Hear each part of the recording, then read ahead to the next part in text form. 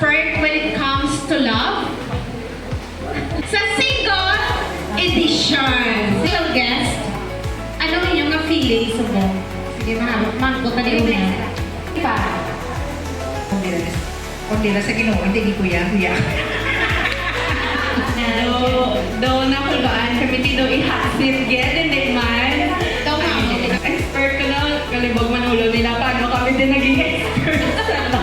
Sabi pa kalibog man din ulo namon pero di kabay pa nga makahatag ka kami sa insights nga based man sa amon nga experiences nga makaderd man ang atan nga participants dire. So this afternoon, I feel honored and at the same time pressured kay ginahope ko gina-pray ko nga kada word nga mahambal ko sa mga hapon is would be God approved gid yan. Nga kumbaga hatag sa insight, wisdom and knowledge sa mga kabataan natin sila. Nalagi na lang ba ako sino expert ka when it comes to love? When it comes to love, kasi single rin sila. Oo. Paano mo nahambal nga siya nagigyan mo?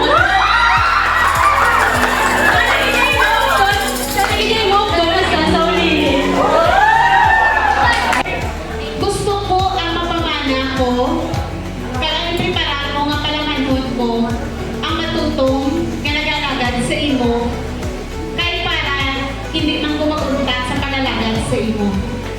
That's why I am happy and fulfilled na siya yung ako nga pamana. Kaya lang, sir, yung sa Ginoo, pamuyok ko. Ikaw, sa ba? Basta napilitan ka lang. Ay, napilitan sa'yo ako. Okay naman to, anay ko bantay kasi. Okay naman to, anay ko bantay kasi. Kung bago lang ako na-born again. So before, ang standard ko sa lalaki is lakin.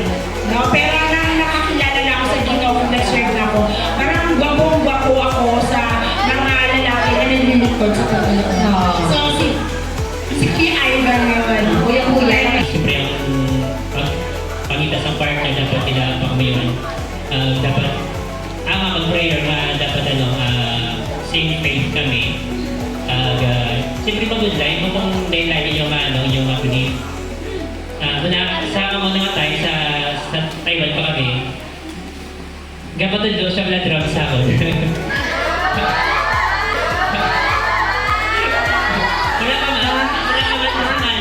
Gagamit ang mga katadotoddo.